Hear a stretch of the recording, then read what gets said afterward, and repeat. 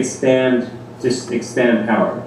The other part of purpose are these next four concepts, which is the basis of cooperation. Because if the process of building power is work, cooperation, resources, and reflection, then it's really important that we have a sense of why people are cooperating. So this speaks again to purpose. If the purpose of the power is altruistic, and it's not based on exchange, it's just based on I'm sharing with you because you're a human being, and I see you as equal to me, and I believe that together we should each have more power, then that's a transformational basis of cooperation. And so this is when you're asked to be a part of a movement, not because it's going to get more for you, but because it's going to make a difference for everyone, for the whole world, for the community. But we could also choose a different basis for power, which is based on self-interest or exchange. And so this would be, if let's say I was a union organizer and I said to you, join this union because you'll make $5 more an hour. Now that's an important reason to do something because some folks need $5 more an hour. But it's really different because that's transactional. The United Workers didn't ask people to join to make more money. In fact, those 14 folks that had committed to go on a hunger strike, none of them currently worked at the stadium. All of them at that point were past workers at the stadium, and they weren't going to get a pay increase. They were doing it because they believed that everyone had a right to be treated with dignity and that poverty was an affront to human dignity. And so it was about this transformative basis for cooperating and being engaged and making these sacrifices together. And so if we draw a circle and its purpose is sharing, and then the basis is transformation, then I think that moves us towards the type of social movement that can actually create the type of change that's needed. And then there's two other questions to ask. And that is it going to be universal or individual? So if it's going to be universal, then the reason we're cooperating with others is because we believe everyone should benefit. And so the transformation is for everyone, and it benefits everyone. Or we could say that it's for cooperation for others for the benefit of the select few. So this might be the few people in your union. This might be the few people in your class or in your neighborhood. It might be the few people in your family or few individuals that you've pointed out. And so if you are asked to join a cause because it's going to benefit a few, including you, and it's going to have a transactional benefit, and it's going to build power so you can control others, then that creates a different purpose than if your purpose is to share power, which will expand the total power that everyone with whom you're sharing it has, to create altruistic, not exchange-based, transformational change on a universal basis to include everyone. Now you have a circle that creates a set of constraints. The work that I do, and what's essential to all the work that I've done, and all of the social movement work that I've done, is that it's been building power through sharing on an absolute basis for universal good based on transformative values, respect, dignity, sanctity of human life, and then that it be universal, not individual. And so if we have this first circle or purpose identified, then it becomes this question of understanding power. And so once again, this is our outer limit. So right now, the power that we have is not the power that we need to see our purpose fulfilled, so there's a gap there. And that gap is what we need to fill. And so the power that we have is here. And so this question of how much power we have and how do we measure it is pretty straightforward, actually. You just look at what you do. So I'm going to give a concrete example. 3 years ago, I was at this camp, at Localize this. And the power that I had then was to send out flyers to all the child care centers in Vancouver and invite people to go to workshops. And actually, 3 years ago, about this time, those flyers had just gone out. And it cost about $150, and I had paid for that out of my own pocket and mailed the flyers out. And then a few months later, 15 people came to the first workshop.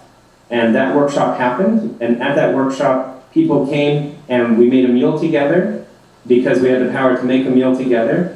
Everyone donated $20, which paid for the room and paid for the food, and we had a conversation. And the conversation was about how to build a movement to transform childcare. That's the power that we had at that point.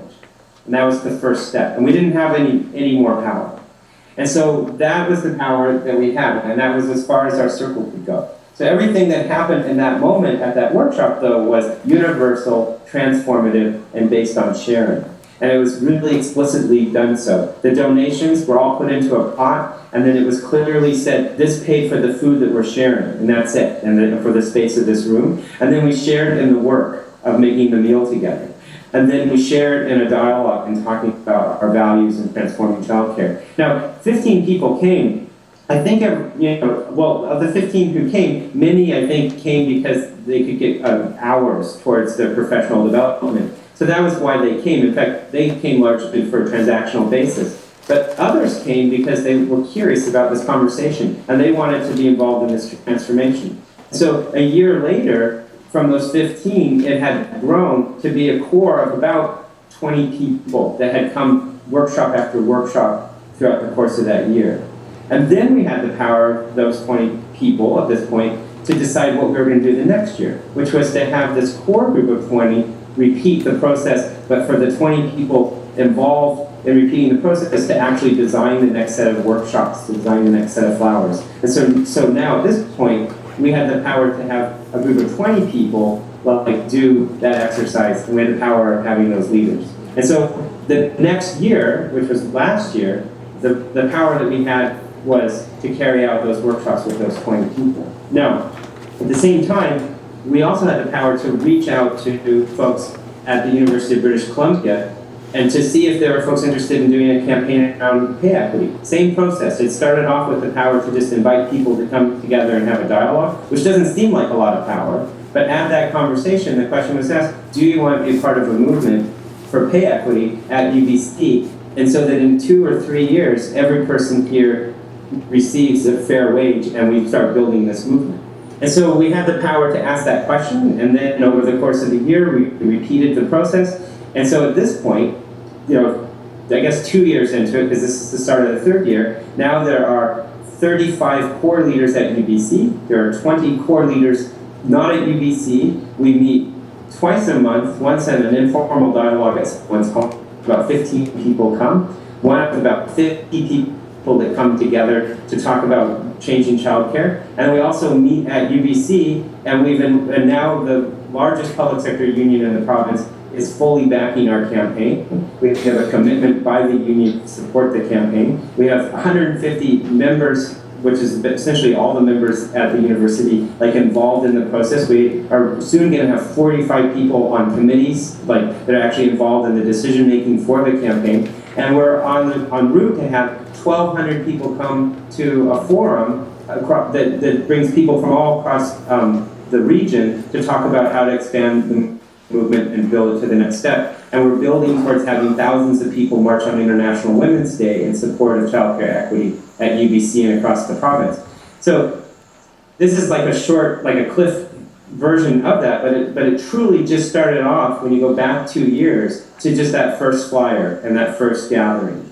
And then inviting people to be involved for the purpose, and then building that power and building that power. And we will, I believe, very likely in March of 2013, have demonstrated the power to shift wages from 17 an hour to an average wage of 25 an hour, and to have mobilized thousands of people in support of childcare equity in the community. Because each step of the way, we built power. So there's the next part of the equation, though, which is that your circle can only go as far as the people that build the power. And so now it's this question of how do you have this power, you have this power to get 1,200 people to a forum that will be in September. You have the power to mobilize thousands of people to stand up for childcare equity at UBC.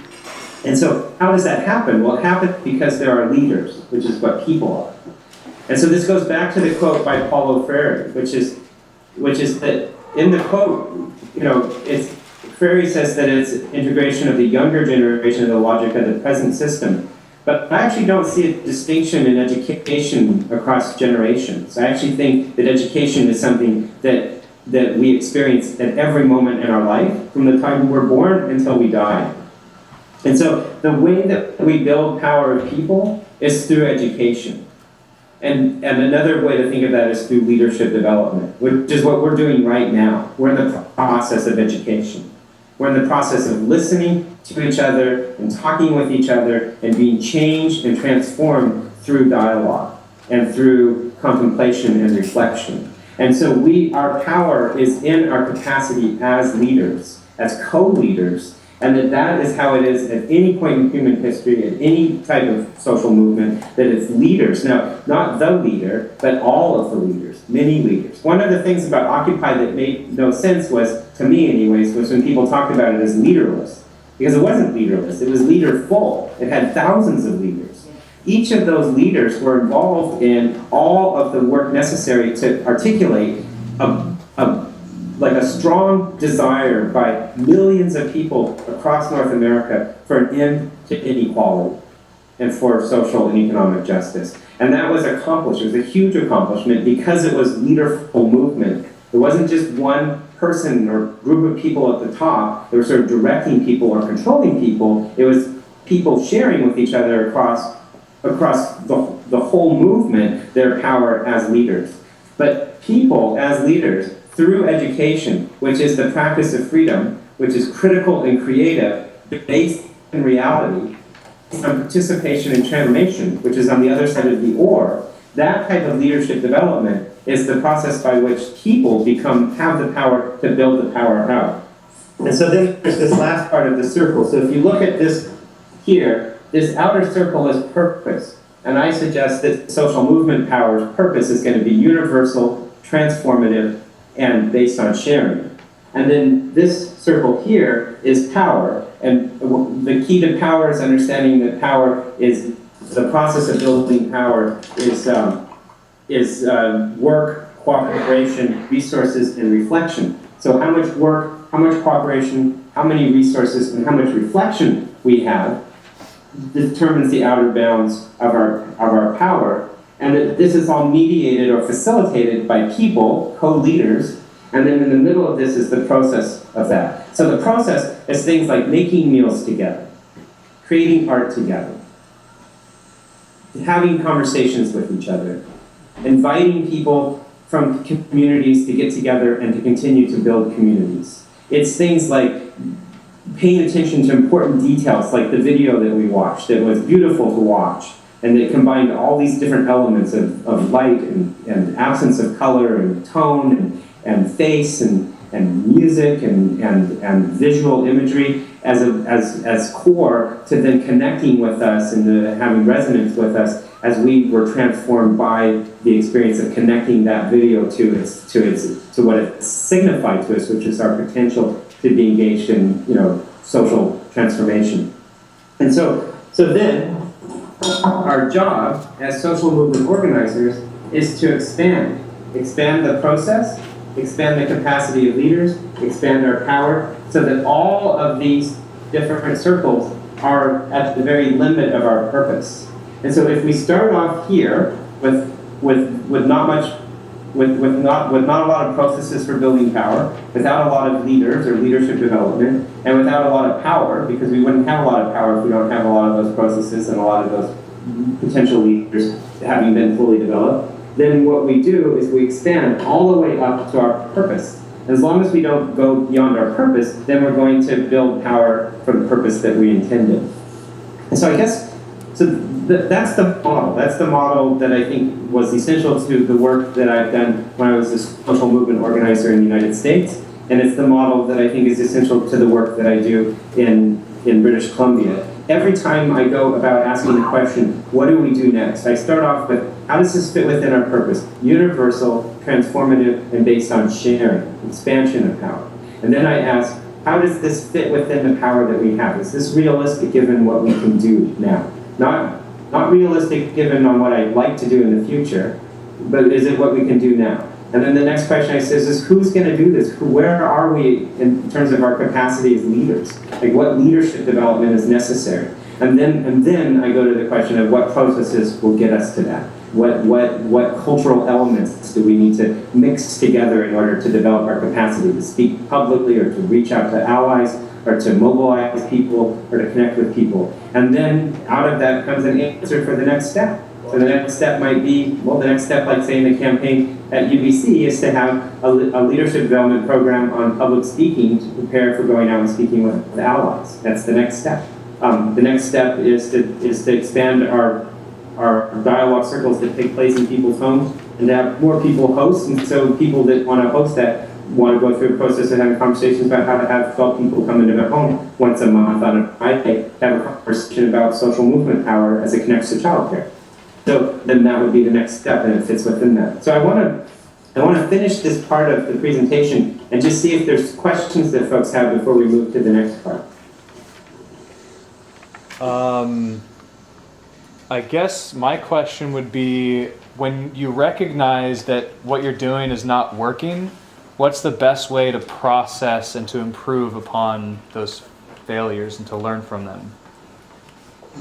So I mean, we're all going to have different answers to that, yeah. But I just want to start with how I would go about it, and then maybe we can have a chance for other folks to share their answers. Sure. The first thing I would do is I would ask, is it not working because we're not clear about our purpose? And there's two parts to that. First, are we not clear about it? Like, are the people involved in the cause unclear? Are we being transactional, individual, and based? Because if that's the case, then it's time for some deep soul searching. Because maybe you're just buying into like bad practices from our political opponents or ideas that are coming into our space. If it's about building social movement power, I think it needs to be, by definition, expansion and sharing, universal and transformative. And so that's the first aspect to that, of being clear, is knowing, assessing, and asking, what is the purpose? And then the next part of clarity, though, is actually communicating it. So every single time that Liberation Learning meets, every single time that the Campaign for Childcare Equity at UBC meets, the values of unconditional respect, universal dignity, and shared responsibility are discussed, are focused upon, and are reflected on. Every single invitation for any person to be involved in the movement is always very explicit and very clear. It's about transforming childcare around the values of unconditional respect, universal dignity, shared responsibility. And every opportunity for someone who misunderstands that that's what it's about, and who thinks that actually it's about, that those are just nice words that we put on because they sound good, but actually what we're trying to do is just get more money in the pockets of a few, that every opportunity to break down that misconception with people that are being invited into the process is utilized. Because if the point of introduction isn't clearly and explicitly about those values, universal, transformative, and about expansion, then there's a good chance that people will come into the process who want to limit other people's power, who want to build transactions and do exchanges, have bought into this idea that human beings are we just exchange commodities and trinkets with each other, and that's what our higher purpose is. And that's a big mistake. And so there's those two parts to clarity. And I would say that before, with sort of this question of how do we assess when it doesn't seem to be going well, is the first question is to ask, does that happen? After that's been assessed, then I think that the next place to go is, are we being realistic about the power that we have? So last year there was a talk that was about mobilizing, at the Localize there was a talk about mobilizing hundreds of thousands of people around immigration reform. And I started walking through that process, and there was a comment that the man who was giving that presentation, he said, people wanted to talk about like a general strike, he says, well, general strike's great, but who in the United States has the power for a general strike right now? And the answer, I think, right now is nobody. So if you're mobilizing for a general strike right now, you're kind of like a few steps ahead of where you want to be. And so it'd be better to go back and say, if I think a general strike would be a really important tactic and fit into an important strategy, where do I go all the way back to the first step to get there? But I think that we often don't take small enough steps, and so then we find that basically our measure for our success is did this step get us all the way to where we want to go, as opposed to get us to the next place so we can go to the next place. So does that kind of answer what you're asking? Yes, yes, it does. Thank you. So now I want to open up to other folks too that want to reflect either on what I had just said or on that question before another question is raised. So you're going to have to self-facilitate because I'm not actually there and I can't see everyone. Someone else would like to speak to what I just spoke about before we go to the next question. I think that would be nice. Okay. Sometimes we are attached so much to the end results that we forget that the most important part of this process is planting seeds. And I feel like a lot of people get overwhelmed or they get burnout because they are attached to these end results. And they all see that and they don't see the little steps that they do, planting seeds and expanding and educating. And eventually that end results would come to the form that is not even foreseen by that person. Sometimes I feel like by us choosing what is the end result going to be, we are kind of pigeonholing ourselves and put us in a little cage. And we are asking maybe for too little or maybe too big, as you said. So by just detaching ourselves from the end results and just focus on what the purpose is and planting seeds, I feel like eventually, just like that flyer you sent, and that's exactly what I just did. I sent a flyer on doing social forum for my community, and it went from 10 and now I have 25 people coming regularly. So that's planting seeds. And I want to just add to that too, that I think we really minimize what it means when there's a million people doing forums, like what you just described and what I described. That if all people who share the same vision of human beings as being sacred and worthy of dignity and respect, if all we did was once a week, we invited 12 people to our homes and we talked about how to transform our world, that transformation, like, it actually happened. like the end result is right there, and that's pretty amazing. And so that I think sometimes we tend to think that we're not making much difference, when in fact we're making a huge difference. And I think that sometimes we get caught up in wanting it to be something that can be measured by, X number of people were mobilized on this day, or X law was changed. But like Bill said at the introduction, that's not, that what we need to focus on are those processes of human beings realizing their fullest potential. And when human beings realize their fullest potential, the transformation is within people, and then the purpose is fulfilled. Woo. Yeah, thank you. Anybody else? Josh.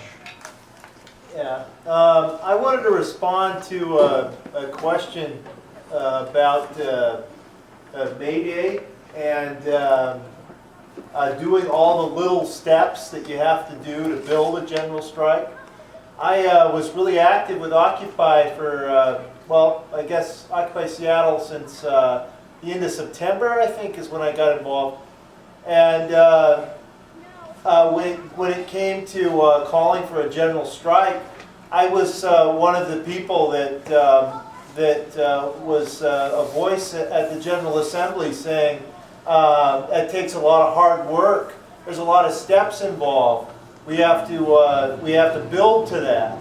And there seemed to be I think 90% of the people at the General Assembly were totally pissed at me for this. People that just absolutely loved me, thought I was the bee's knees, couldn't believe me, and actually were furious that I would suggest that we not call for a general strike.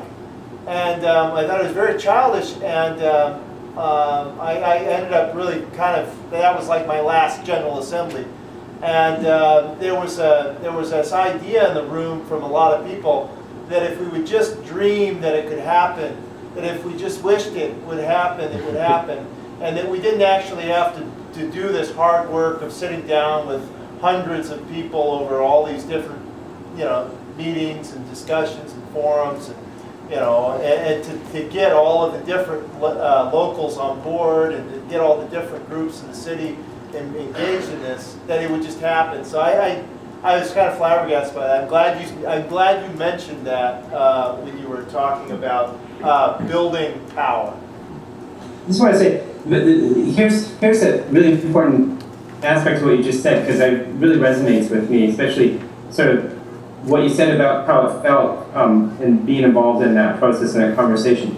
I think it's important. I mean, one of the tactics that we're using now that's really helped in Vancouver is that we're really explicit. When it's called a dialogue, it's not to make a decision, and no decisions will be made in a dialogue. And then we also have what we call our meetings, and at meetings we make decisions. And it's allowed us to have a space where people can talk about really big ideas. You know, what the sort of what we want to have accomplished in 20 years, without having that pressure to make a decision. And then about half the times we meet now are explicitly just, we start with an opening question, and then the conversation can go anywhere, and we don't have an end time. And then when we have meetings, they actually start and end on time, and they have a set agenda. And there's a process for people to be involved and to have the participation be really wild. And I think that's really helpful, because a part of the General Assembly that you're talking about, what makes it so powerful is it is a dialogue. And so you or anyone in that dialogue is changed by having this exchange, even if it feels really frustrating. And that change that has happened to thousands of people, tens of thousands of people in North America over the past year by having been in General Assembly conversations, just like the one that you talked about, is carrying with us. So we're actually holding that change within us. And so the transformation and the power that we have now is greater because more of us have been involved in these conversations than we would have been had the Occupy not have happened. And I think that this is really important to keep in mind. If you look about what's happening in Quebec, so opponents to the movement in Quebec will say that the elections are going to happen in Quebec and the student movement's going to lose, and that the current government that's sort of imposing these austerity measures and this increase in tuition are going to get reelected because they did an election in August, like before Labor Day. And so it's pretty predictable that they'll say, well, then it didn't work. But they're missing the point that if you have